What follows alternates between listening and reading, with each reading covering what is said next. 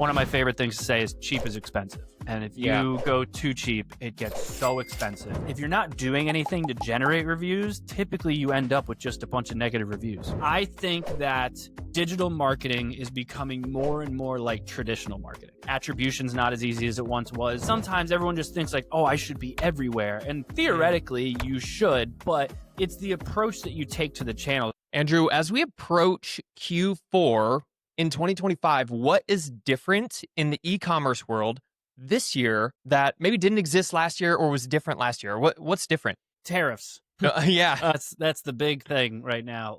So I don't remember the numbers off the top of my head, but Prime Day for Amazon did really well, right? So everyone kind of was worried about what was going to happen because they also expanded it to 4 days and blah, blah. But what was really interesting was the average sale. So I think I want to say like the average discount users got was like 26% or something like that. And this year it was down to 23, which sounds like, okay, who cares? When you look at it at a large scale like that, what that kind of starts telling people is that the tariffs kind of had this issue where now brands are like kind of hesitant to give too much of a discount. So what's going to be interesting going into Q4 is, are people going to have these really big sales like they once did? And are the users, obviously, because now we're deeper into tariffs and then you're deeper into inflation and things like that. So then the question becomes like, are shoppers going to be as, are they going to spend as much as they once did? My opinion, I think that brands definitely need to get more creative and not constantly just do these massive sales. But I think that you're going to see slightly less discounts and you're going to see slightly lower shopping from shoppers, but I don't think it's going to be anything majorly drastic. Yeah, so Prime Day is a good example, and that's just one channel. However, the tariffs are obviously across multi-channels. Yeah. What are you seeing as far as a strategy that relates to marketing from the client, other than sales and like dropping steep discounts? I mean, are we talking like, hey, how can we do bigger bundles? How can we like associate? Are there partnerships going on? Business strategies are happening in the e-com world to make the best use out of the tariffs, I suppose. Bundling is a big thing, right? If you can increase your average order value, the pain of, a single order, low margin because of tariffs obviously is reduced. There's a handful of businesses out there I've started to see really explore with partnerships. That's really interesting, which is like, it's not a drop ship model, but it kind of is. So you'll see brands they'll partner with like one or two other companies that like are completely alike, right? Like they're not competitive, but they're complementary products. And so what they do is they set up like a similar, like quote unquote, like kind of drop shipping model where they feed their inventory in this other brand Shopify. And then they just have a bundle. So it's like, hey, buy our X product and you'll also get so-and-so's Y product for free kind of thing. So you're starting to see some of the bundling of that where it's like you're not selling it for them, but you're doing it as like a complementary product. I found that kind of interesting, and there's like so many different ways that could go. So I find that obviously kind of cool. It's very different. Yeah. Otherwise, like, you run into the issue of like everyone in Q4 is like, all right, we're just going to do like a big like 80% off sale or something like that. And I think that's such a race to the bottom. And then the big issue also becomes into Q1, right? Like so many brands get so pre-prepped for Q4 that they don't think about Q1. And so they do these massive sales and they get a ton of customers. But realistically, they're not bringing in a lot of cash. They're probably losing a lot of money. And then they do nothing going into this year, 2020, to actually retain those customers that they bought. And so they have no plans for Q1. By the time they actually start reaching out to them in Q2, they've pretty much forgotten who they were. And so that kind of becomes a big thing too, is if you're going to have these massive sales, you're doing this as more of a customer acquisition strategy. And so now you've got to think about like, okay, then what are we going to do to keep them coming back? And so that's where a lot of those different strategies are kind of, everyone's different. Yeah. Man, that's when we're looking at scaling either an e-commerce brand or an agency, right? The number one thing that I've heard, from bigger names who run bigger agencies, they say the number one thing that separates the good from the great in terms of scale is retention.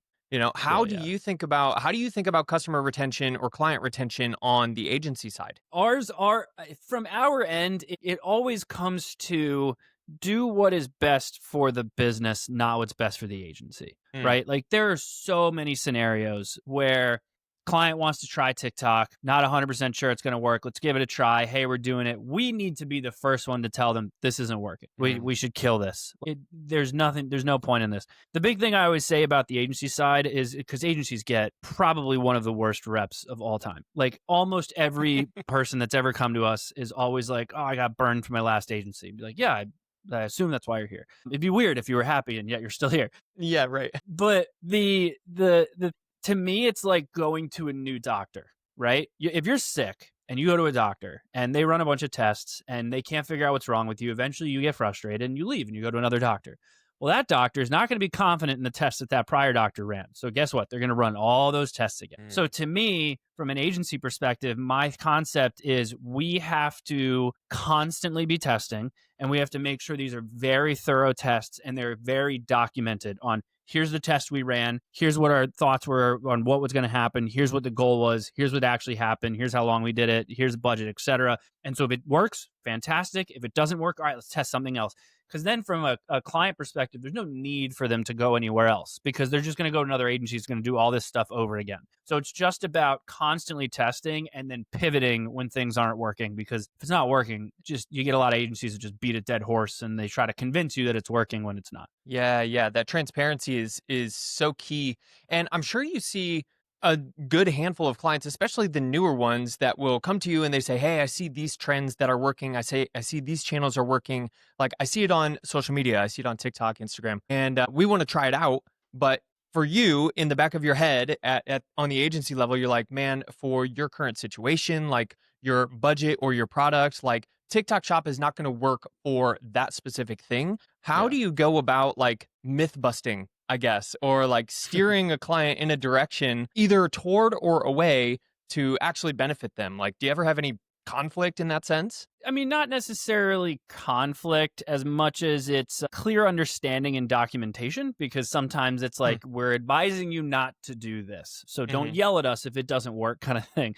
Like, I've got a ton of clients that are all in like the same mastermind, and it's hilarious because I'll know when they had an event because all of a sudden several of our clients will reach out and they'll be like, oh, we should be doing this. And be like, wow, where did all of you think of this at once? And it's always, and I do the same thing where it's like it's the new shiny thing and you want to try it. And that's what life is like as a business owner, is you're like, oh, this looks fun and it's working for everyone. But it's the nuanced things that they're not thinking about, right? Like there are a lot of products out there that do horrible on Amazon. There's a lot of products out there that do horrible on their own website. Same thing with TikTok, same thing with Meta, same thing with Google. There's channels where you not only have to know what the purpose of the channel is, but you have to know who's using it and how are they using it and why are they using it. And sometimes everyone just thinks like, oh, I should be everywhere. And theoretically you should, but it's the approach that you take to the channel. Like TikTok's the biggest, most recent one, right? It's a lot of people that are like, I should be on TikTok. Everyone's doing it, blah, blah. But that's the one where it's like, hey, unless your product is under $30, you're not going to get that like crazy virality that everyone wants to get. Doesn't mean it won't work, but you have to define what does work mean, right? Meta's another one where it's like, oh, Meta doesn't work for me. Like, well, all you did was run regular ads towards purchases. But in your scenario, you've got a longer sales cycle. What if we looked at using it as an email growth kind of approach? What if we use it as a top of funnel approach and just educated? So like there's so many scenarios where they're like, I wanted to try it and then it just didn't work for me. But the reality is they didn't really try it correctly. So it's going in with the correct idea of what is our actual goal here. Man, and that's so like you were talking using the doctor analogy, and I'm sure there are some clients who are just like, I'm just not going to believe you, or I have a hard time believing you. And then, they're like hard-headed, be like, but at the mastermind, they said so. You're like, no. No. Yeah, and those are the ones where you go, okay, look, here's the way that if we're going to do this, here's a laundry list of ideas we have for things for us to try. And here's what the goal is for each attempt. And if we don't hit that goal in X amount of time, then we're going to say this one didn't work and we're going to move on to the next one. So it gives us a game plan of all the things we're going to test. I think that doing that, honestly, it actually ends up costing us money, but I think it saves us the relationship because we spend so much time saying like, okay, here's the strategy, here's the goal, here's what it's going to cost, blah, blah. And here's like 20 different strategies we could try to see if we can make this work for you. And when you map out 20 strategies and a budget for each individual strategy, all of a sudden they're going, I don't know if I want to do this. And then you go, okay, Yeah. well, I spent all that time doing it. However, you're still here. So at least we got that. Perfect. Yeah, perfect. Yeah, talking about search everywhere optimization, I'm sure there are clients who say, yeah, we want to be everywhere. We want to be on TikTok and Amazon and Shopify and whatever new consumer selling platform there is that Gary Vaynerchuk mentioned in one of his episodes, and everybody wants to jump onto that. I'm curious, just switching gears a little bit, in your first agency, because BlueTuskr is an your second, or correct me if I'm wrong, second, third? It's technically my third slash maybe my fourth. I had Yeah. one I started in college that I Mhm. then merged in with another agency, exited that, then started another agency with a partner of mine, exited that in late 2019, and then started BlueTuskr. Okay. And who knows what the future holds? Like BlueTuskr, there may be an acquisition, there may not be. You as a person, the leader may change, right, as the future goes. So we don't know. So I'm not going to ask, like, are you planning to exit the agency? But I'm Okay. curious, in the first two acquisitions, like, what did you learn that you're now applying to this agency, regardless of whether or not you plan to exit? Okay, so the first one, it's very self-explanatory. I merged it with there was a family member of mine who owned a similar agency, and we were like, hey, if we actually combine these, lesson learned, don't work with your family. Yeah. That one's pretty self-explanatory.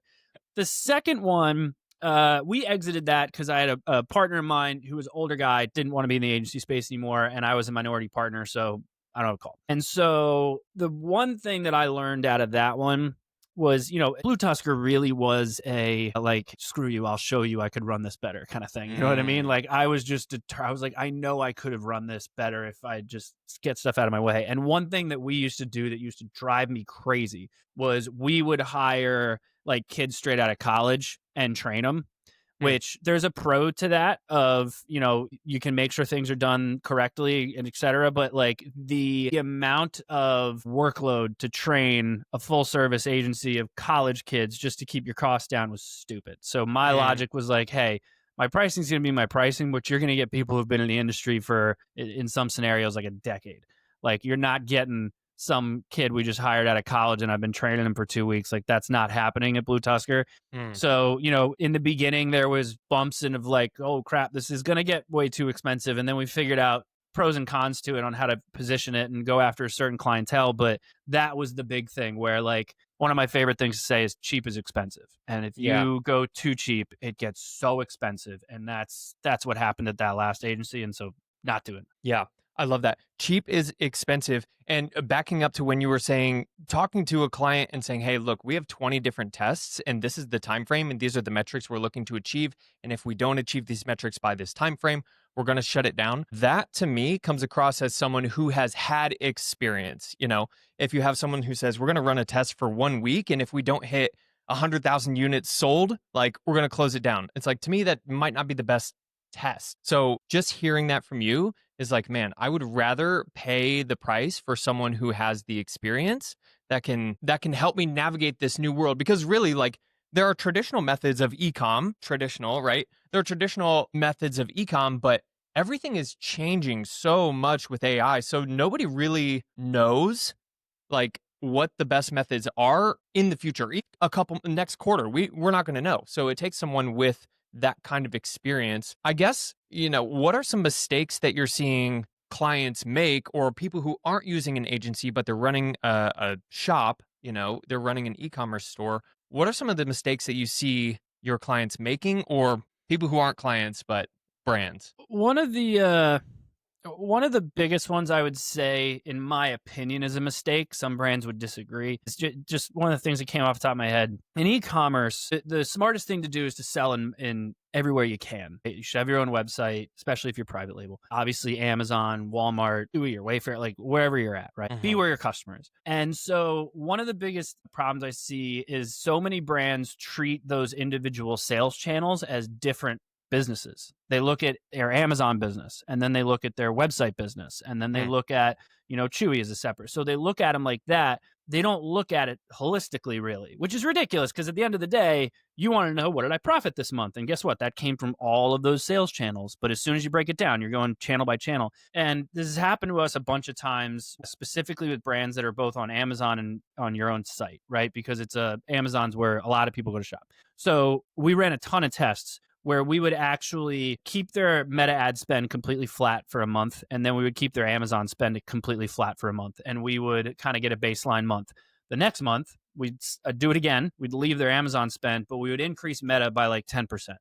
Almost every time we did it, we saw about a 6 to 7% supplemental revenue increase on their website, which is what we kind of would have expected. But then we saw a 3 to 4% lift on Amazon. And so that's where this omni-channel concept starts coming in. And we started realizing people are leaving websites and shopping on Amazon. If they want it in 2 days and you don't offer that, they're going to Amazon. If they don't think you have enough reviews on your website, or your reviews on your website seem too biased, they may go to Amazon and buy there. So like, that's just naturally happening. So the problem is that these brands aren't looking at their marketing holistically, right? Because all they're doing is going, oh, I'm crushing it on Amazon, but my D2C site is not doing as well. And then they kill their meta ads and they go, why is my Amazon falling apart?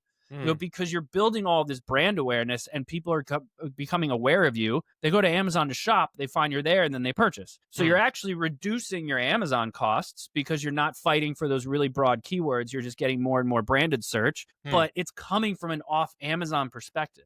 And so these brands, in my opinion, you have to look at your business holistically.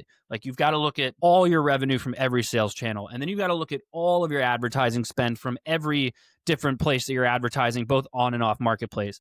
Like, I think that digital marketing is becoming more and more like traditional marketing, right? Like back in the Mad Men days, like you could not tell me the ROI of a billboard. Like, that's not a thing. Right. It's just, how many eyes can you get me? Let's hope the messaging works, and that's it. And I think that's where digital's going, because you can't, these marketplaces don't share data.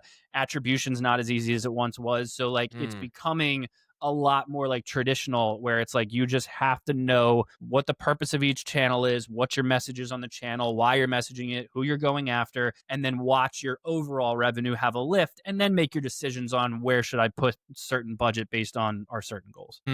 Man, there is a lot to that, but I'm so glad that you named one of those tests that you ran with keeping the ad spend flat on two different platforms and seeing how they tie together. You know, a lot of the listeners of this podcast are SEO forward, or they're also agency owners, you know, with traditional. I put traditional in quotation marks because, again, like, what even is traditional anymore? Yeah.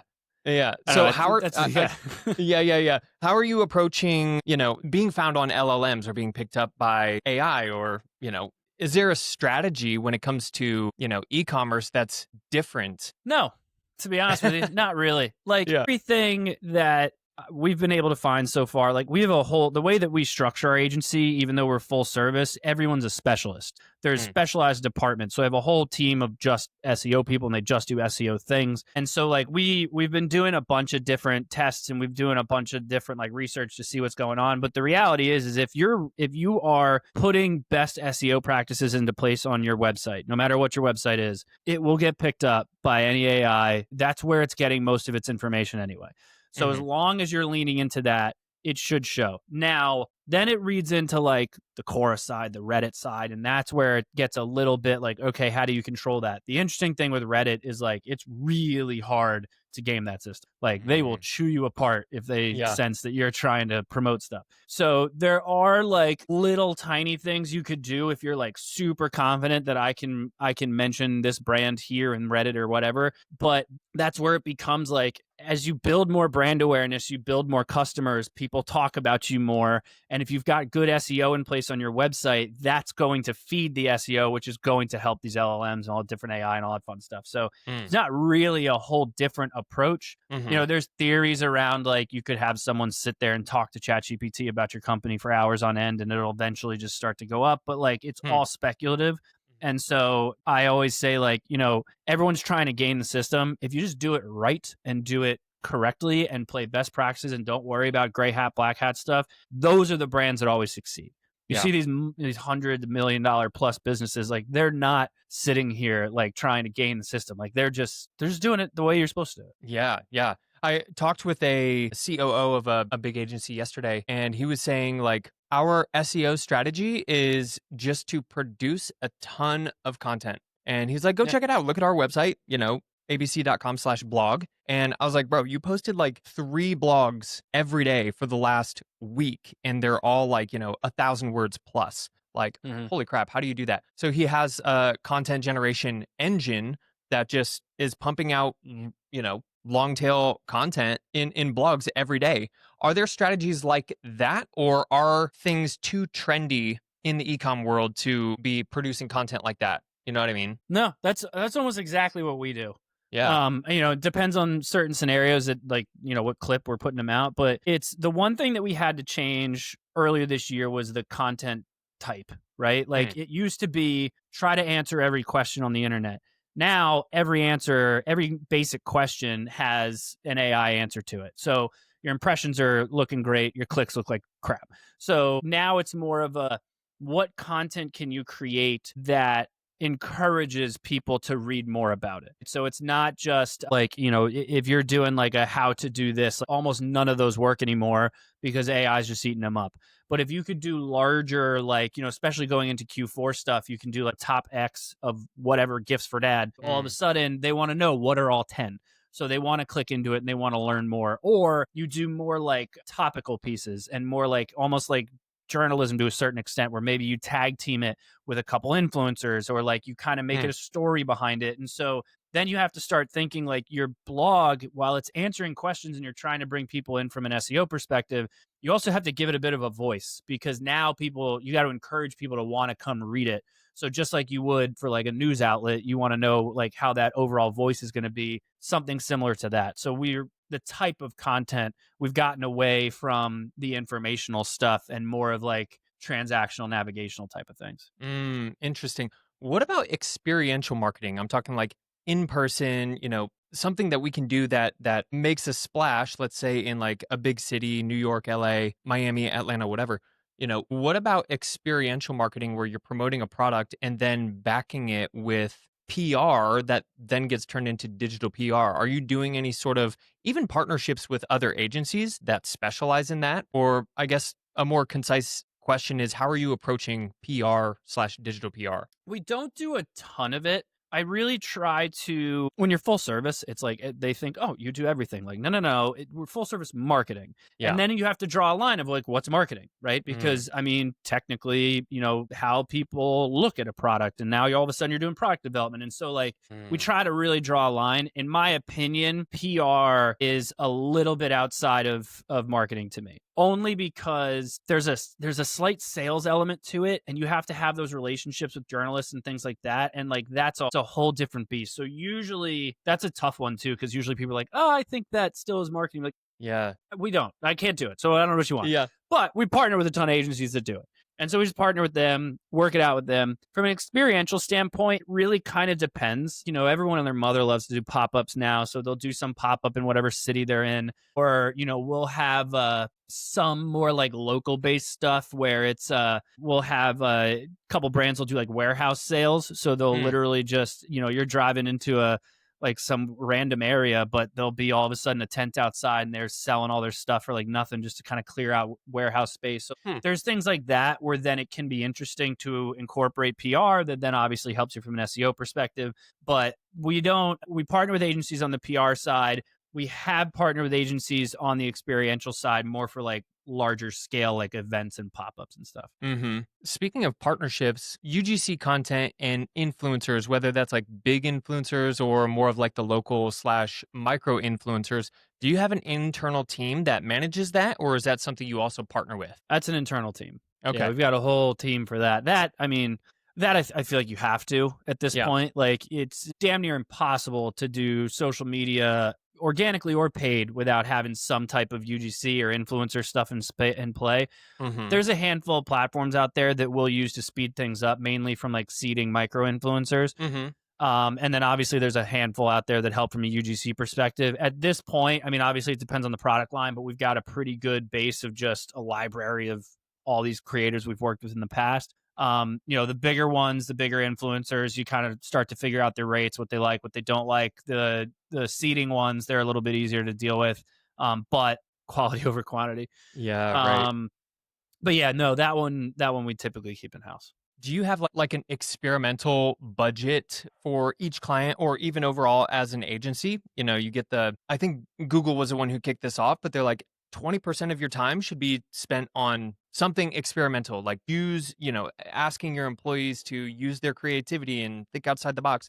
Is that something that you push, or is it just kind of like baked into the strategy? Or I guess, how do you think about experimenting and allowing your staff to find new and creative ways to penetrate the market? Depends on the scenario. If it's something that we thought of internally that we really want to try, Mhm. then honestly, we think about all the clients that are worth trying this with right now. And depending on the scenario, we'll either gift it to them and be like, we're gonna pay for this, but we want to do it and see what happens. And then we might ask them to like fill out a survey or something just so we have some insight into what worked, what didn't. Mhm. In other scenarios, we've done stuff where it's like, hey, we're not going to charge you to manage it, but you're going to handle, the fees for an influencer or the fees for the ads or whatever we Mm. end up doing.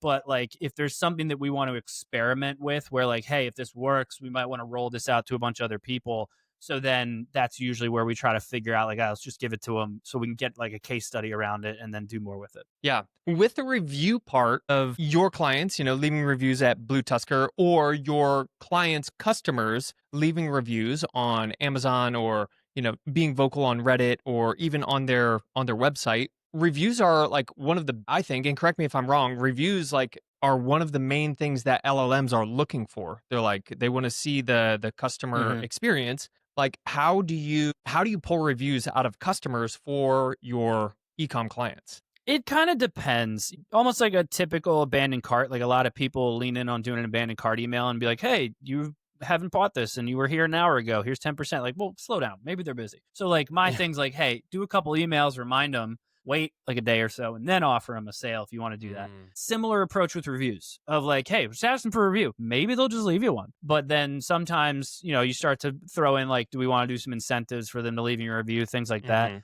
It can be if you throw in an incentive, I find that you'll get more true reviews only because anyone will sit down and leave you a review whether they had a positive or a negative experience. The issue becomes if you're not doing anything to generate reviews, typically you end up with just a bunch of negative reviews because really the only people that like to leave reviews are the ones that are pissed and they want to Yeah. see you hurt because you didn't do whatever you thought they thought you should do. Yeah. So that's where I'm like, you really have to do stuff for review generation and have some type of incentive because otherwise you're going to end up with a bunch of negative reviews and then it's a nightmare to try to climb back up. Yeah, yeah. That's what I was essentially asking is, are there incentive structures in place? Like, is that just an email campaign, or is there something else to it? So, yeah, that answered the question. Is there, as we wrap up our time here, is there anything else, like if you had a billboard that everyone in the e-commerce space would see going into 2026, what would your message on the billboard to them be? Man. Well, I know as of the airing of this, we're in September. So I would hope by now you have already prepared for Q4. If you haven't, then that. So many people do it so late in the game. But I think to keep it timely, I would say don't forget about Q1. I think Mm. I've seen so many brands do really well in Q1. And because they still kind of ride off the high of the holidays and people are spending, whatever money they may have gotten during the holidays or whatever, Yeah.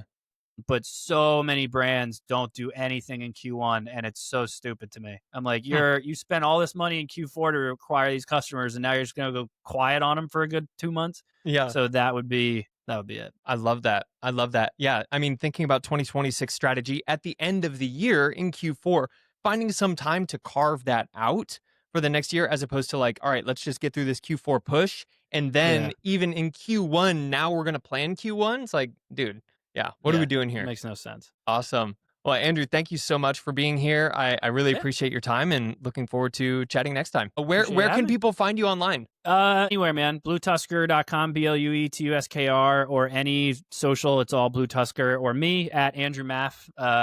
Mostly LinkedIn, but I also have like Instagram and all that stuff. So feel free to reach out. Cool. Appreciate your time. Yeah. Thanks for having me.